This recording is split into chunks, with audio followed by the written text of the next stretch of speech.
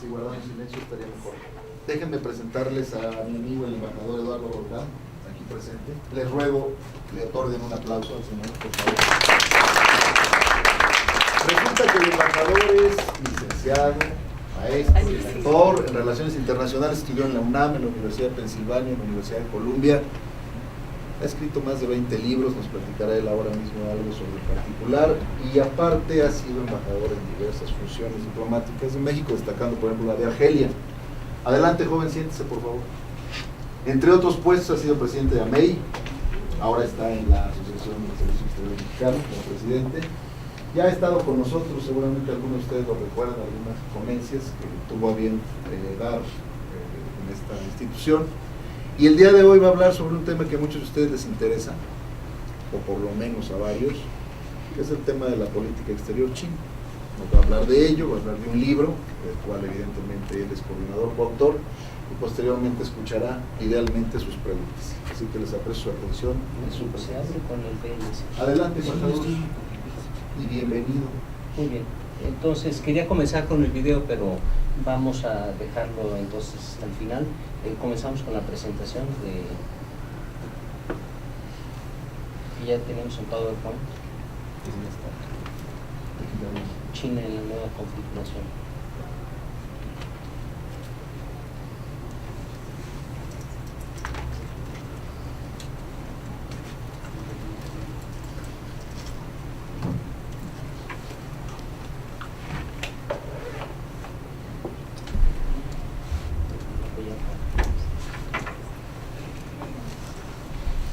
El 9 de octubre del 2014, el Fondo Monetario Internacional dijo algo fundamental y que tenemos que tener en mente. Sobre todo nosotros, los mexicanos que estamos al sur de Estados Unidos. ¿Por qué? Porque estamos muy norteados, estamos desorientados. Creemos que todo es Estados Unidos. Y Estados Unidos ya no es la primera potencia económica mundial, es China. El Fondo Monetario Internacional así lo dijo y vamos a ver por qué. Pero el hecho de ser primera potencia económica mundial tiene unas cuestiones que están concomitante con ello, que es el poder político que está ejerciendo China, sobre todo en África, en el noreste de Asia, en América Latina. Estados Unidos, mientras estaba en todas las guerras de Medio Oriente, China empezó a cosechar lo que sembró en 1960 en adelante en África y en Asia-Pacífico, con los apoyos a movimientos revolucionarios y después apoyos económicos que cobraba políticamente. Estados Unidos está en guerra en varios países, tiene conflictos en varios países, y pregúntenme, ¿China tiene alguna guerra con algún país hoy en día? Ninguno. Durante todos estos últimos años, China se ha dedicado a crecer su imperio económico. Antes ustedes decían, estas son chácharas, estas son bisuterías, esto es chino, no sirve. Pues eso ya no lo pueden decir. Si bien en las calles todavía podrán encontrar esas tonterías, ahora ya produce tecnología con lo que se llama state of the art y está compitiendo con las grandes compañías internacionales. Vamos a ver esta como introducción, pero para poder entender me voy a referir a un caso. ¿Qué está pasando en el noreste de Asia? Corea del Norte no es el problema ya. El problema está que Estados Unidos quiere contener a China económicamente, políticamente, y ha generado una serie de estrategias. El pretexto es Corea del Norte. Corea del Norte sí tiene la bomba atómica, ha explotado esa bomba 3 ocasiones. Corea del Norte fue aliado de China y ahora China usa a Corea del Norte como Estados Unidos usa a Corea del Sur, porque son estados tapones que están siendo manejados por las grandes potencias. Veamos por qué. Ya se nos fue la presentación. China está en la nueva configuración de lo que se llama la nueva arquitectura internacional. Ustedes como internacionalistas, adelante, están viendo un desorden internacional. No los puedo negar, estamos viviendo un desorden internacional. ¿A qué se debe? A que no hay reglas, a que se están creando nuevas reglas. Y me voy a referir a un libro que ya deberían de estar leyendo como internacionalistas, que se llama World Order, el nuevo orden, que fue escrito por Henry Kissinger hace poco. No está traducido al español, solamente en inglés, son 450 páginas. Pero les sintetizo nomás una parte de eso, para dar pauta a lo que yo quiero llegar. En el año 400 antes de Cristo hasta el 460 después de Cristo hubo un orden mundial que conocemos como el Imperio Romano. Fue un imperio, masacró, conquistó. Los imperios son así. Ahora se llama de una manera elegante, no se le llama imperio, ahora se le llama la hegemonía, que finalmente es lo mismo. Estamos viviendo una nueva hegemonía donde una potencia desplaza a la otra. No quiere decir que el día de mañana ya todo el mundo va a ser chino, todos vamos a tener los ojos rasgados y no. Los procesos históricos toman tiempo, pero lo que estamos viendo es ese cambio y la gente no lo entiende. Regreso, cae el Imperio Romano y cae un orden mundial. ¿Por qué? Corrupción del imperio, una pugna de una facción contra otra, el Imperio Romano de Oriente contra Occidente, la corrupción interna, los conflictos políticos en las fuerzas sociales y políticas del imperio, y viene un orden, un nuevo desorden mundial. ¿Cuál? El que viene una nueva religión, luchas políticas, conquistas geográficas, territoriales. Viene el desplazamiento del orden religioso cristiano y Mahoma empieza a expandir su imperio religioso. Ese es un nuevo orden o desorden, porque fue un desorden, conquistas territoriales, asesinatos, etc. ¿Y qué viene posteriormente a eso? Viene la paz de Westfalia, que ustedes han estudiado. En la paz de Westfalia, que va a durar del siglo XVII hasta el siglo hasta 1815 más o menos, que es los estados-nación crean un orden mundial monárquico, sí, pero viene un factor republicano, es decir, la Revolución Francesa empieza a destruir ese orden mundial. Este nuevo orden, o sea, 1815, acuérdense en su historia diplomática, Talleyrand, Metternich, todo esto, buscan controlar y continuar con ese orden mundial.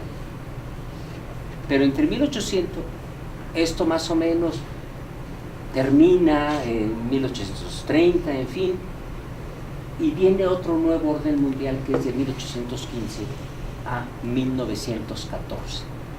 Es decir, ya son las repúblicas, pero son los últimos resabios de las monarquías, el asesinato la destrucción del Imperio Austrohúngaro, la Primera Guerra Mundial. Entre la Primera Guerra Mundial y la Segunda Guerra Mundial hay una paz precaria, no hay un orden establecido.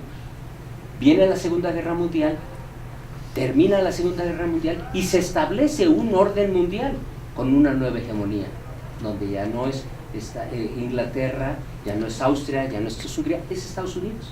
Y se imponen unas nuevas reglas económicas, políticas, el establecimiento del Fondo Monetario, el sistema de Naciones Unidas, que estuvimos viviendo todo ese nuevo orden mundial hasta, y digo hasta, la caída de la Unión Soviética. Allí hay un quiebre histórico entre las dos hegemonías sale vencedora la capitalista, se destruye el sistema socialista y entonces a partir de eso estamos entrando a un nuevo orden mundial. Se acabó la Segunda Guerra Mundial con el nuevo sistema imperante de esa época y estamos en ese proceso de transición, de modo que no se asusten como internacionalistas. Estamos en una era de cambios y de cambios profundos. En esta coyuntura es lo que estamos viendo que China está surgiendo. No estoy hablando de carácter militar, estratégico. Eso sigue imperando Estados Unidos. Por otro, el surgimiento de una charla que di sobre Rusia, entendimos hace tiempo, ¿no?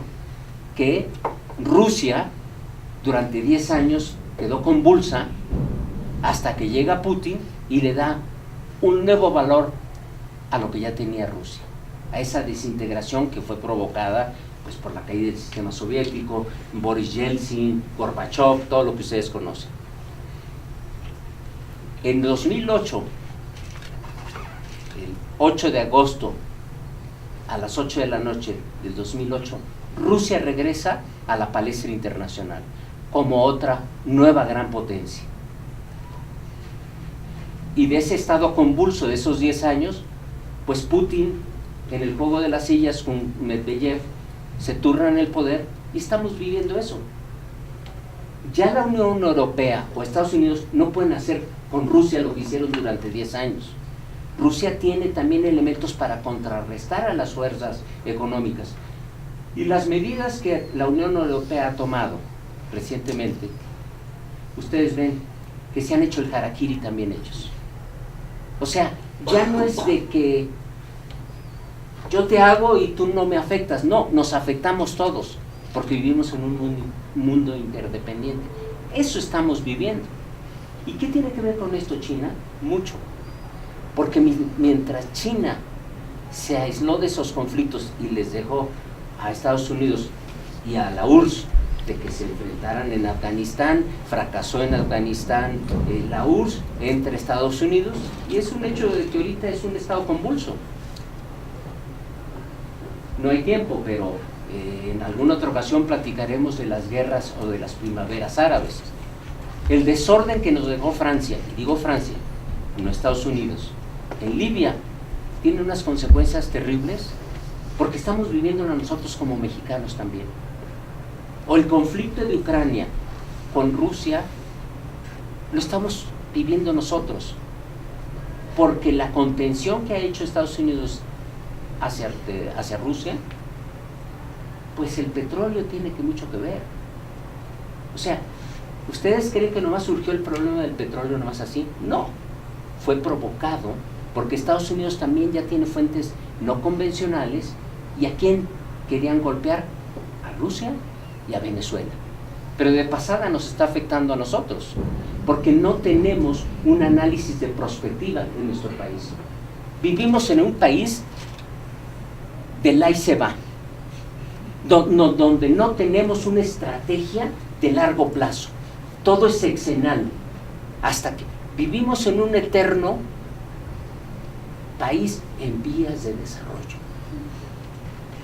Y si les dejamos a los políticos actuales y del pasado que sigan eso, México va a llegar al caos. Por eso ustedes, con una nueva visión, tienen que proponer unas estrategias de desarrollo no cortoplacistas, sino de largo plazo. Esa va a ser su responsabilidad y para eso tienen que tener una extraordinaria formación. Todo esto viene a colación porque nada es aislado en este mundo. No podemos entender una cosa sin entender la otra. Y regreso al tema central. Estamos hoy viviendo el desplazamiento de una potencia de otra. Adelante. Estados Unidos, le voy a dar datos duros, como se llama ahora. Estados Unidos tiene una reserva de más de 150,000 millones de dólares. Nosotros tenemos una reserva monetaria actualmente de 195,000 millones de dólares. China tiene una reserva 3 trillones de dólares. ¡Wow! Es la gran diferencia, ¿verdad? Adelante.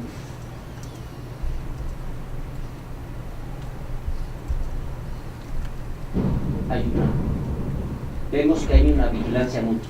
Otro dato duro. De los bonos del Tesoro que emite el gobierno de Estados Unidos, una tercera parte están en manos de los chinos, porque los chinos han comprado esos bonos del Tesoro. Quiere decir que si los chinos dijeran, a ver, dame el valor real de esos bonos del Tesoro, la economía norteamericana quebraría de inmediato, porque no los tendría. Entonces, claro, el efecto secundario sería que China también quebraría y se vendría una crisis mundial. Por eso, en la crisis del 2008, China no hizo efectivo, dame el valor real de mis bonos. Ayudó a salvar a la economía norteamericana, porque salvándola ella también se salvaba su proceso de desarrollo de largo plazo que tiene China. Otro dato duro, adelante. Japón tiene una deuda de 273% en relación a su PIB. Estados Unidos tiene una deuda de 107% en relación a su PIB. México tiene una deuda de 32% en relación a su PIB. China, que no está en esta tabla, tiene una deuda de 30% en relación a su PIB. Por tanto, vemos allí la importancia y la estrategia que China ha desarrollado. Eso es por datos duros. Adelante. Bueno, estos son datos muy específicos, liquidity. Adelante. Otro elemento duro es el consumo de energía. Aquí vemos Estados Unidos, vista desde un satélite. Adelante. Aquí vemos a China, iluminada prácticamente todo su territorio de noche. Aquí vemos a Corea del Sur, y aunque parece que aquí hay mar, no hay mar.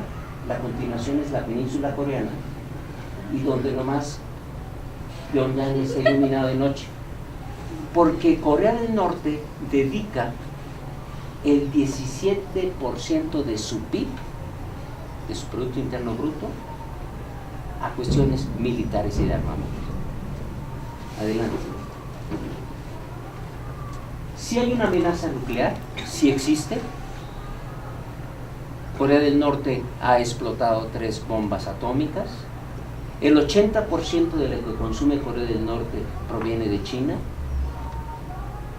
China le abastece también de energía, pero también hay una relación comercial en que prácticamente el 90% en general de todos los productos, Corea del Norte depende de China. Es decir, China ha usado como estado tapón frente a las otras potencias en el noreste asiático, a Corea del Norte, como Estados Unidos también en su momento ha utilizado a Corea del Sur frente a la amenaza china. ¿Cuál es el problema real hoy en día? El problema ya no es Corea del Norte, el problema es China para Estados Unidos. Mientras pasaban en esas guerras en todo el Medio Oriente, China no tenía ninguna confrontación y se dedicó a lo que ahora se llama el control de la geoeconomía. Contrario a lo que platicábamos hace un momento, ahora ya no es tanto la geopolítica, sino es la geoeconomía la que está predominando, porque es la conquista de los nichos de mercado y ya no es la ideología. China lo único que tiene de comunista el día de hoy es el retrato de Mao en la plaza de Tiananmen. Es un país capitalista. Punto. Adelante. Adelante. Sí, hay personajes, Kim Jong-un, que todo el mundo dice, porque no conoce a fondo, es un bohemio, es un jovencito imberbe. No. Durante 15 años él estudió en Suiza, habla inglés, francés, alemán, coreano, etc. Y su mentor es el actual ministro de Relaciones Exteriores de Corea del Norte, que es un famoso general que durante 15 años fue el tutor, por orden de su padre, Kim Jong-il, que lo educara. Adelante. Hay una relación interesante dentro de ese marco de referencia que dije en mi introducción, entre Estados Unidos y China. Estados Unidos ha dicho, yo no puedo ya intervenir o controlar todo en el mundo, necesito alianzas. Lo dijo Kerry. Y por eso hay unas nuevas alianzas que a veces parecen contradictorias, pero es un juego de poder. Adelante. Hay tensiones y distensiones. Hablamos hace rato de la ascensión de Putin al poder y la nueva consolidación de la nueva Rusia, después de 10 años de convulsión interna y de conflictos que Rusia quedó debilitada. Adelante. Tiene que ver también Japón. Shinzo Abe es un primer ministro ultraconservador y que quiere modificar las reglas y la constitución. Quiere volver un Japón militar. Quiere modificar el artículo 9 de la constitución, que le prohibía militarizarse. Pero curioso es que ahorita estamos viviendo en todo el noreste asiático un sistema de gobiernos conservadores. Todos. Corea del Sur, PAC, es una ultraconservadora. Y todos se están remilitarizando. Curiosamente, ustedes ven en la propaganda internacional que las grandes potencias están preocupadas porque el noreste o África se está militarizando. ¿Quién provee de las armas a esos países? Estados Unidos, Alemania, Francia, Rusia y China. Adelante. Hay una también nueva relación entre Corea del Sur y China. Vamos a ver por qué. Adelante. El actual presidente Xi Jinping, que es un tecnócrata, ya no es de la élite revolucionaria, porque pues esa ya se murió, pero son los hijos y los nietos los que detentan el poder y sobre todo ahora el poder económico. Todas las revoluciones en el mundo, ustedes, incluyendo por supuesto la mexicana, una vez que la élite revolucionaria llega al poder, incluyendo la rusa, incluyendo la cubana, traicionan los principios y se dividen la riqueza nacional. Por eso no les extrañe que los Obregón Santa Cilia o los alemán que vienen, pues ahora son la élite económica, como ha pasado también en un momento en la élite china, que al privatizarse esas empresas, pues ellos se convierten en la élite económica, en lo que se llamaría la burguesía de ese país. Adelante. Pero también hay alianzas pragmáticas de conveniencia, como la que se ha generado entre Rusia y China. Vamos a ver, adelante. Y les doy nomás un ejemplo. Cuando esto ya venía procesando desde hace tiempo, una negociación para la creación de gasoductos, de oleoductos, de un tren transiberiano que llegara a toda la península coreana, y es un hecho real, se está dando. Cuando la Unión Europea quiso bloquear a Rusia, lo primero que hizo Rusia y China es firmar el convenio que está en proceso de negociación, pero acelerarlo, que tiene un costo de $400 mil millones. ¿En qué consiste? En que va a abastecer, va a terminar de construir los gasoductos y ciertos oleoductos, pero que también van a complementar con toda la península coreana, inclusive hacia Sajalina y también toda la parte de Japón, para abastecerse mutuamente de petróleo, de gas, y en este caso de toda la península coreana va a conectarse con los trenes existentes en el transiberiano para continuar la ruta, ya no la ruta de la seda, sino la ruta del comercio de hoy en día. Es decir, en sus planes no está la confrontación, sino está la conquista geoeconómica de los mercados, y se requieren materias primas para toda esa estrategia que existe. Les doy un ejemplo. En Shanghái, cuando vayan a Shanghái, vayan a la alcaldía y tienen una maqueta de aquí a 50 años, porque hay una estrategia de desarrollo y le están cumpliendo. No es de que llega un delegado del PAN o uno del PRI y eso, y que trata de modificar y crear una nueva relación, va una delegación, la va a hacer más hermosa, o el DF se va a dedicar el nuevo regente a embellecerlo. No, independientemente de quien llegue, se tiene que limitar a una estrategia de desarrollo, y esa es la gran diferencia, porque en China sí tiene una estrategia. ¿Y por qué en África ahorita tiene gran presencia China? Porque está obteniendo lo que se llama las tierras enriquecidas, que son productos químicos que se requieren para la creación de la industria aeroespacial, las tierras raras. Y entonces está cosechando lo que China hizo en los 60, 70, pero le ofrece a veces a países construir un palacio de ópera o un ministerio de relaciones completo. Les doy ejemplos: en Mauritania, en Argelia, se los regala. A cambio, ¿qué les dicen? A cambio, tú me das la concesión para abrirte, hacerte aeropuertos, para hacerte carreteras, y no gratis, ¿eh? Entonces son un negocio donde es ganar con la potencia host y la potencia que está llegando, ¿no? En este caso China. Vemos pues que es un juego de intereses interesantes a nivel geoeconómico. Esto se está dando, es una realidad. Y adelante. Este es lo mismo, nomás un acercamiento. Adelante.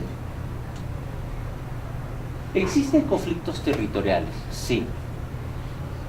Porque las islas Senkaku, las Dokdo, dependiendo en qué idioma, coreano, chino, japonés, son conflictos territoriales.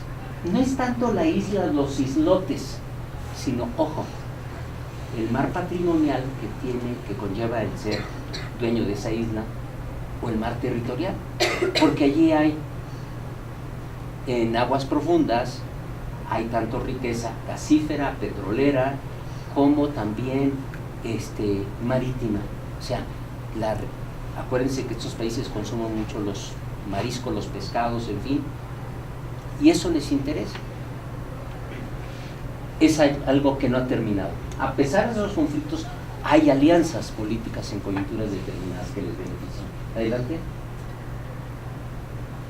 Pregunto, ¿China es potencia del siglo XXI? Claro que sí. Es una potencia ya económica, como decía hace un momento, declarada por el Fondo Monetario Internacional el 9 de octubre del 2014. Los datos duros, les di hace un momento, lo ejemplifican. No quiere decir que sea la primera potencia a nivel nuclear, eso todavía no. Adelante. ¿Cuál es un planteamiento central? Bueno, que del que podríamos partir después de todo esto que hemos venido diciendo. En lo que concierne a Estados Unidos, es claro que la región del Pacífico Asiático está sobrepasando a Europa como socio económico viable. Estados Unidos, la prioridad, nos equivocamos muchas veces en México, creemos por estar cerca de Estados Unidos que somos prioritarios. No somos prioridad para Estados Unidos. La Unión Europea no es prioridad ahorita para Estados Unidos.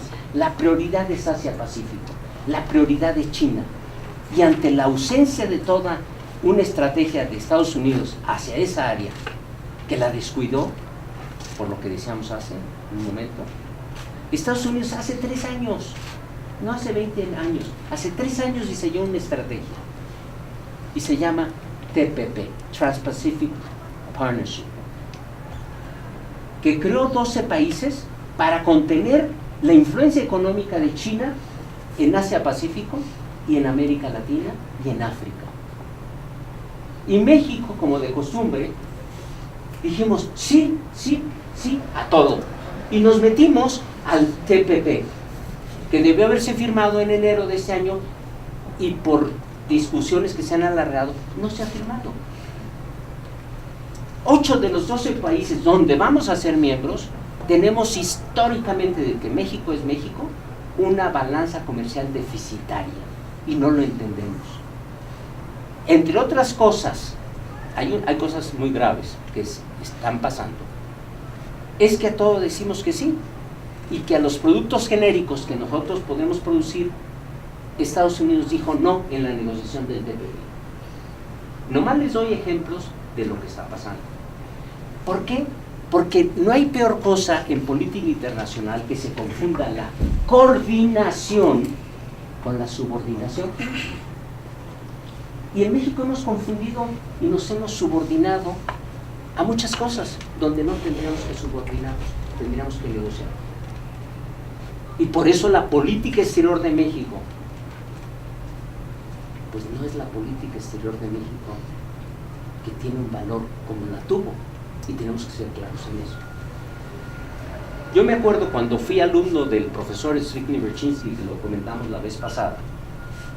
Zbigniew Brzezinski fue el consejero de seguridad nacional del presidente Carter en Columbia University. Ellos pierden la elección en 79, él se regresa a la academia, le pagaban $200,000 por un semestre, de 3 horas. Igual que nosotros. Igual que aquí, ¿verdad? Entonces, él como profesor de 300 nos seleccionó su asistente y quedamos 15, 10 americanos y 5 extranjeros. Yo fui el primer extranjero en Estados Unidos, primer latinoamericano, primer mexicano, que fui alumno de Zbigniew Brzezinski durante todo un año. De modo que les hablo con claridad porque entendí en ese año Estados Unidos, porque no es un Estados Unidos, son muchos Estados Unidos, los intereses. Y yo le preguntaba por qué él tenía la obligación de recibirme a cada uno de los 15 alumnos el lunes y el martes, 1 hora, y podíamos platicar, comentar lo que quiera. Y yo me acuerdo que le pregunté, profesor, ¿a quién respeta Estados Unidos? Sin chistar, sin dudar, me dijo, a quien se da a respetar. Y pregúntense, en la época gloriosa de nuestra política exterior, cuando la Revolución Cubana, fuimos el único que se opuso a la política dictaminada por Estados Unidos para no expulsar a Cuba. Y no pasó nada. O sea, López Portillo y el entonces canciller tenían una visión estratégica y teníamos diferencias, pero eso no quiere decir que nos subordináramos a todos. Sobre todo en los últimos 12 años, a todos decíamos que sí. ¿Y dónde está el respeto? Que nos impone todo lo que han querido.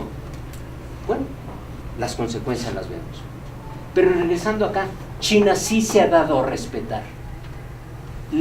Rusia contemporánea se ha dado a respetar. Le dicen, ¿quieres jugar conmigo? ¿Me estás bloqueando el comercio? Te dejo de comerciar contigo en la Unión Europea, me voy a América Latina, que es lo que están haciendo. Con los países que realmente han entendido el juego, como es Argentina. Por eso la presidenta de Argentina está allá para vender carnes, para vender lácteos.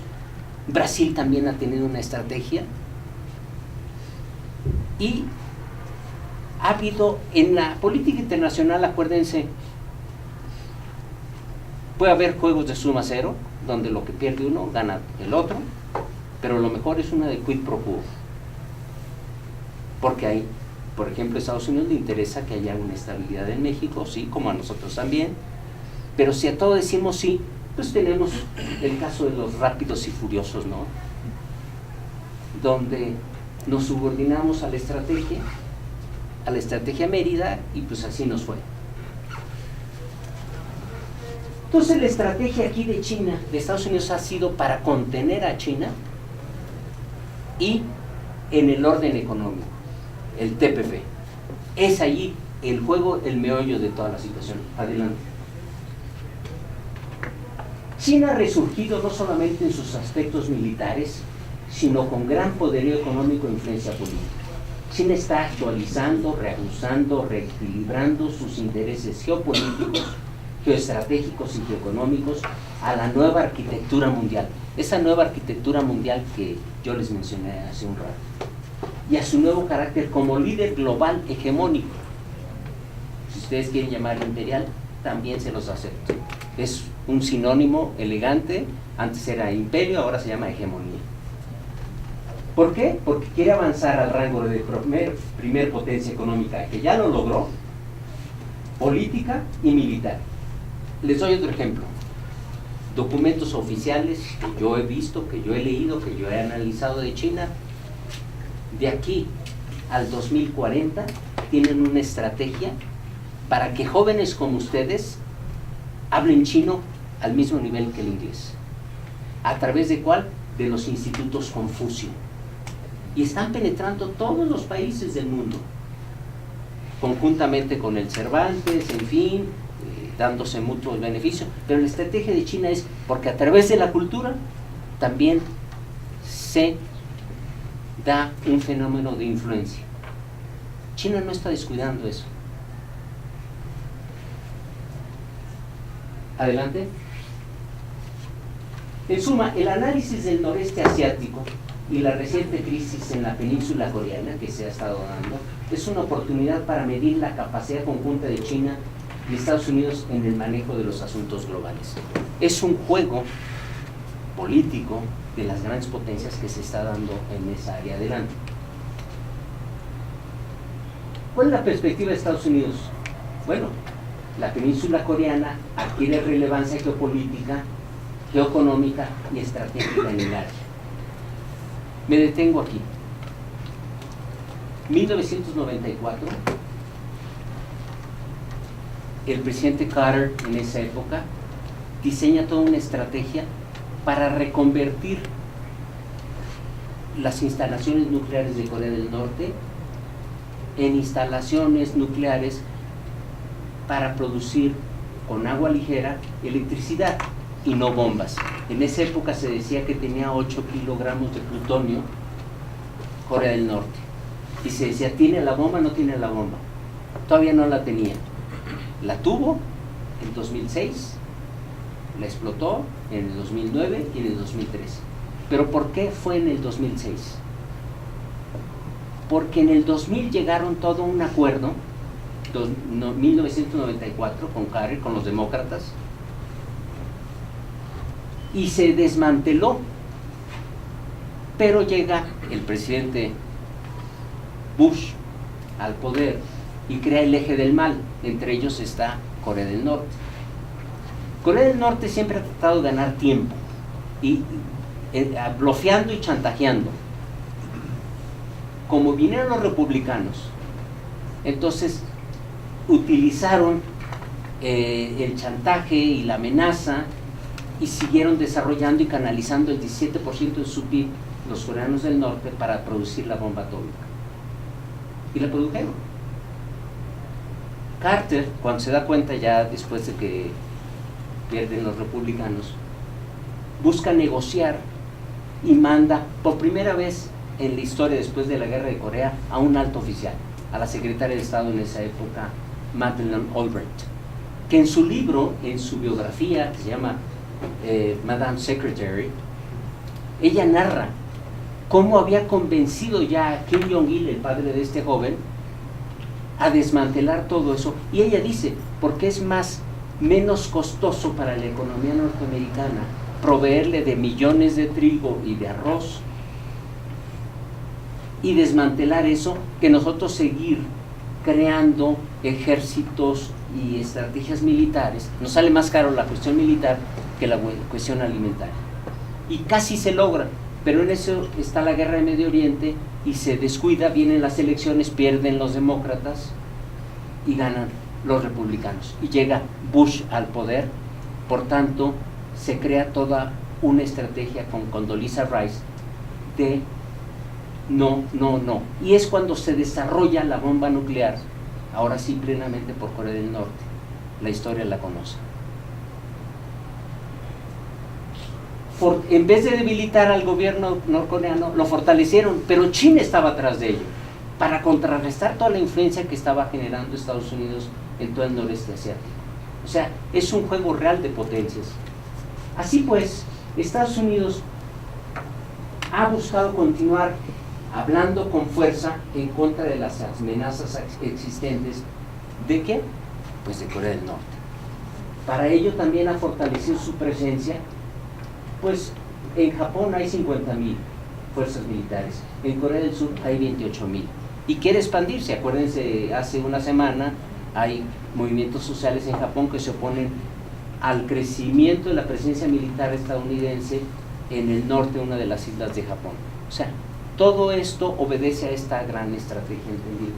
Va, adelante. ¿Cuál es la perspectiva de China? Bueno, y de Rusia y de Japón. Rusia y Japón, la orientación principal es hacia la construcción de una asociación creativa y estratégica. Buscan combatir así el terrorismo en asuntos regionales en el marco de la ONU, como parte del G8, que ahora es el G7, y en su posición común respecto a la península coreana. Rusia, China y Japón, en conjunción con Corea del Sur y del Norte, han logrado mantener un balance del poder respecto al poderío estadounidense en el noreste de Asia. En este juego y rejuego, parece contradictorio, pero así es, se ha dado un balance del poder, y es lo que estamos viendo en la actualidad. Adelante. Pero China ha cambiado de posición en este proceso. Dio muestras de hartazgo en la situación imperante. El 9 de abril de 2013, el presidente chino Xi Jinping criticó la actitud de Corea del Norte. Le dijo a Chana, para que le entendiera Juana, en un lenguaje que está expresado, y cito: no deberíamos permitir que nadie siembre el caos en la región por su propio egoísmo. La comunidad internacional no puede ser un circo donde los gladiadores luchan unos contra los otros. Lo que pasa es que Corea del Norte se le estaba saliendo el control a China, y entonces le tuvo que poner un alto.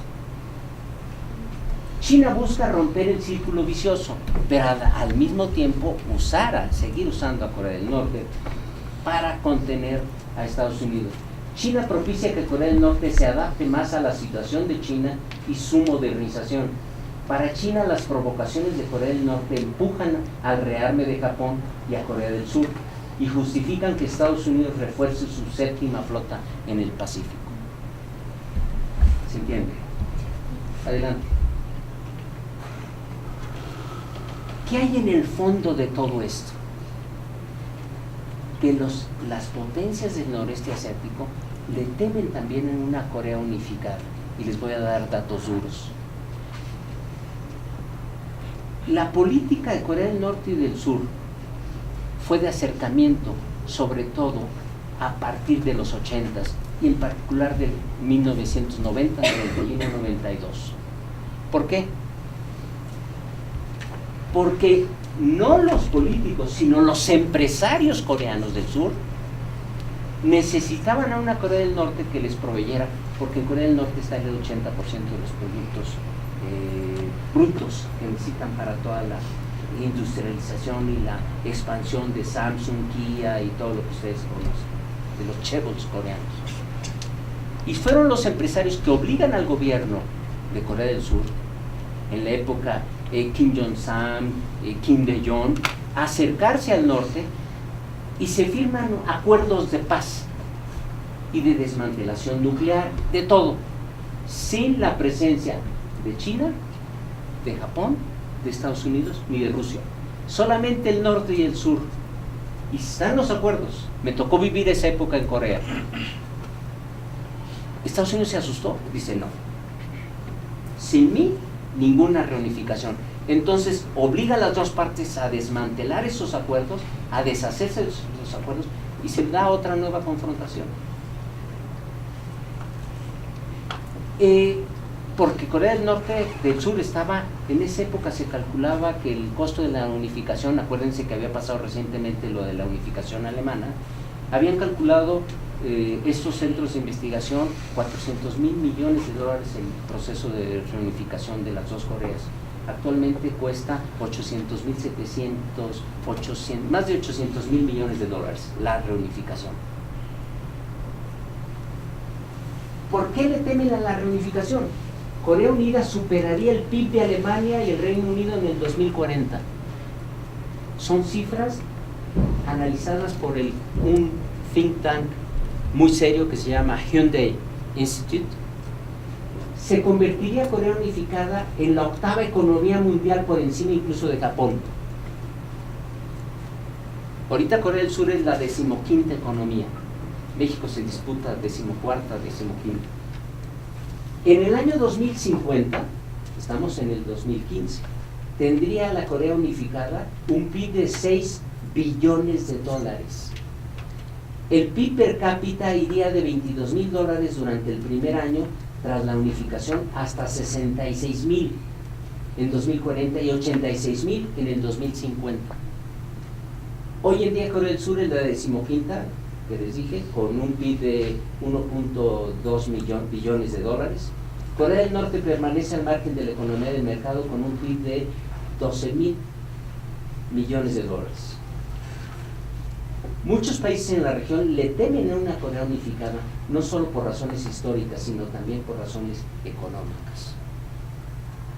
O sea, ahí vemos el otro quid de la situación real. O sea, no solamente está el aspecto político, sino el aspecto económico. Ahora es una cuestión de mercados. Ustedes ven, por ejemplo, Rusia. Rusia se ha metido, y poca gente en México conoce, que tenemos tecnología rusa, en la presa del Cajón, en Nayarit, y que ha funcionado muy bien. Y hubo convenios muy interesantes para la creación de aeronaves, helicópteros aquí en México, pero se detuvo, porque Estados Unidos empezó a presionar para que no se hiciera eso. Ahorita, si ustedes ven por qué ha fracasado mucho las cuestiones de inversión de China en México, hay un factor y tiene que ver al norte. Dice, no te metas en mi área. Entonces, curiosamente, ¿ustedes creen que los chinos no entienden? Que nosotros estamos diciendo no a esos grandes proyectos.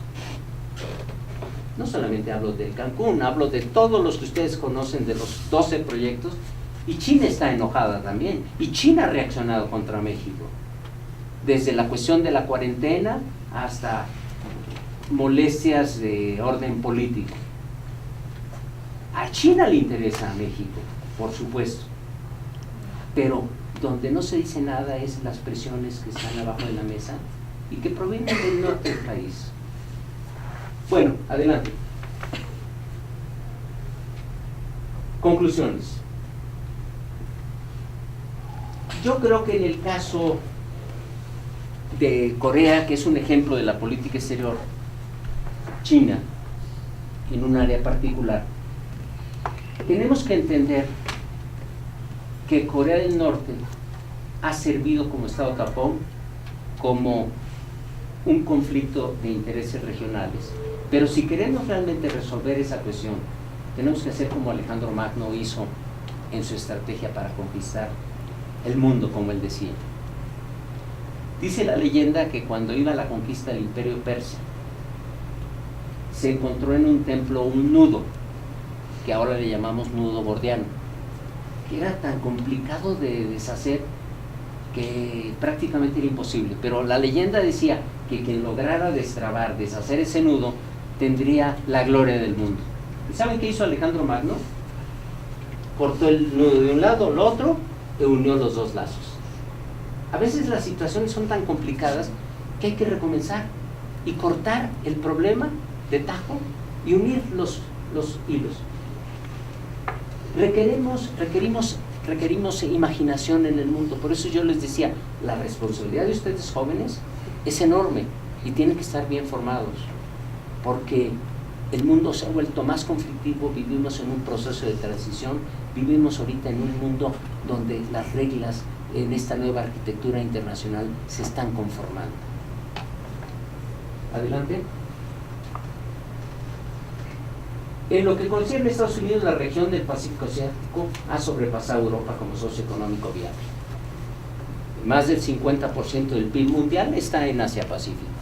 Y se ha venido diciendo, lo hemos venido diciendo desde hace muchos años, pero no le hemos dado la importancia.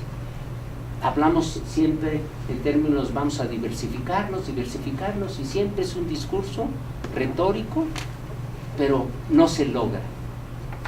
Y les doy un dato duro. Se habla de que el 80% del comercio mexicano es con Estados Unidos. Cierto. Lo que no se habla es que de ese 80%, solamente el 2% son de empresas mexicanas. El resto son de empresas transnacionales. Entonces, seguimos en un mundo de autoengaño y no nos diversificamos. Y todavía lo que es peor. A mí me daba orgullo decir, la Corona, Cemex, son empresas mexicanas. Pues no, hasta el tequila ya se está vendiendo, privatizando a empresas transnacionales, que ya Cuervo y Beckman, todo eso, pues ya dejaron. Y todavía lo peor, que Díez Morodo vende sus empresas, y tú lo sabes bien, vende sus empresas a través de la Bolsa Mexicana de Valores y manda sus riquezas a Suiza y no paga impuestos. Entonces, tenemos que reformar todo eso, tenemos que reestructurar, tenemos que hacer renacer a un nuevo México. Por este camino que vamos al precipicio. Hay muchas cosas que se tienen que cambiar y ustedes van a confrontar esa situación. Y por eso una buena formación requiere. Bueno, adelante. Ya termino. Rusia podrá exportar, como dije, en estos nuevos proyectos, petróleo y gas a Japón, Corea del Sur, China y a otros países de la cuenca del Pacífico. Evidentemente a Estados Unidos no le interesa que a todos los de esa área les vaya bien y a él no. Adelante. China es una nueva economía mundial. Se ha dado un cambio en la arquitectura internacional de unipolar hegemónica, donde Estados Unidos fue la hiperpotencia entre el 2000 y 2003, pero no supo aprovechar ese liderazgo y se ha convertido ahora a una unipolar en una dimensión económico-estratégica militar en pleno siglo XXI. China, desde su perspectiva, requiere estabilidad en la península, en todo el noreste asiático, lucha por la hegemonía en la región, es un hecho real. China es el mejor aliado de Corea del Norte, un activo estratégico para China como Estado de Japón, lo usa, lo deja de usar. Para China lo mejor es mantener el status quo combinado con una apertura con su vecino coreano. El colapso del régimen de Pyongyang provocaría una avalancha de millones de refugiados hacia China. Me detengo aquí. Sí hay un plan A y hay un plan B desde China, desde la perspectiva china. Si no lograra controlar o se le quisiera salir completamente de control a Kim Jong-un, tienen a su hermano, que lo tienen bien protegido en Macao, que era el verdadero hermano mayor, era el hijo de Kim Jong-il, ya le había dicho que le iba a suceder, pero cometió un pecadillo, se fue sin pedirle permiso a su padre a Japón, al Disney World de Japón, y a raíz de eso, porque es un bon vivant. Pero China lo tiene protegido, y en caso dado, ese plan, ya no tan secreto, es de tomar a la élite militar presa e imponer al hermano de Kim Jong-un. El colapso no les preocupa, porque habría millones de migrantes hacia China y desestabilizaría la economía de China. China se está convirtiendo en esa promesa, en esa potencia mundial. Ya lo logró a nivel económico, con lo declarado por el Fondo Monetario Internacional. Vimos los datos duros. Estados Unidos, para contenerla, ha creado, entre otros mecanismos, el Trans-Pacific Partnership, que hemos venido discutiendo en eso. Adelante. Se requiere, pues, incrementar la confianza estratégica y constructiva entre China y Estados Unidos para solucionar las tensiones. Adelante. El tiempo se acaba. Si no se logra esto, el norte sigue avanzando. Es un hecho real que los cohetes que tiene Corea del Norte, el Tepedong, tiene un alcance de 10.000 kilómetros. Ese podría llegar a Tijuana y toda la parte occidental de Estados Unidos. No es el problema que no tenga los cohetes, los tiene, El problema y el tiempo se acaba es porque están tratando de miniaturizar la bomba. La bomba la tienen. Antes era de plutonio, ahora es de uranio, que tienen muchos recursos los coreanos del norte. Pero si logran miniaturizar, que es lo que están tratando de lograr, ahí sería un problema. Porque sí podrían poner una bomba que llegaría pues, a Tijuana y a toda esa área. Evidentemente que Estados Unidos no se ha quedado atrás, porque tiene una estrategia de contención y lo puede destruir tierra-aire o aire-aire, o sea, ese es un hecho real. Pero el problema es la escalada militar que se pudiera dar. O sea, se puede dar un breaking point en esa situación de tensión y se pierde el control. Entonces, por eso Estados Unidos ha abastecido de los famosos THAAD a Corea del Norte, a Corea del Sur, a Japón, y ha fortalecido y se está dando una carrera armamentista en todo el noreste asiático. En síntesis, China está reajustando sus intereses geopolíticos, geoestratégicos y geoeconómicos a su nuevo carácter como líder global hegemónico, que ya lo logró y habla ya de tú a tú. De ahí las declaraciones de Kerry. Estados Unidos, dijo textualmente, ya no puede intervenir y hacer lo que quiere. Requiere alianzas y una de esas alianzas es China. Así lo dijo.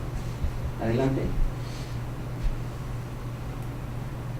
En síntesis, hay asuntos regionales con implicaciones globales. De ahí pues la importancia del análisis de China en la nueva configuración del poder internacional. No podemos aislar cuestiones regionales de lo global, no podemos aislar cuestiones globales de lo regional. Muchas gracias. ¿Ya podemos ver el video?